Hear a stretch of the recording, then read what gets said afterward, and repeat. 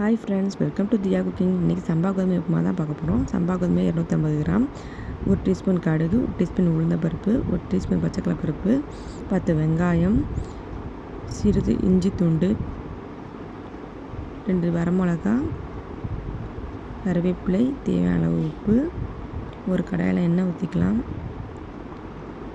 1 teaspoon கடுகு, 1 teaspoon உளுந்தம்பருப்பு, 1 teaspoon பச்சைக்கடலைப்பருப்பு, இஞ்சி துண்டு, நறுக்கிய வெங்காயம் எல்லாத்தையும் போட்டு நல்லா வதக்கிக்கலாம். வெங்காயத்துக்கு தேவையான உப்பு போட்டுக்கலாம்.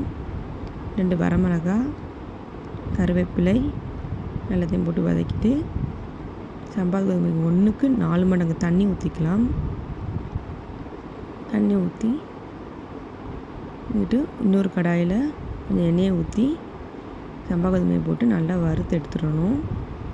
கலர் இந்த அளவுக்கு சேஞ்ச் ஆனோடனே குக்கரில் கொதி வந்தோடனே சம்பா கோதுமையை போட்டு ஒரு கலக்கி 6 விசில் வர வைக்கணும்.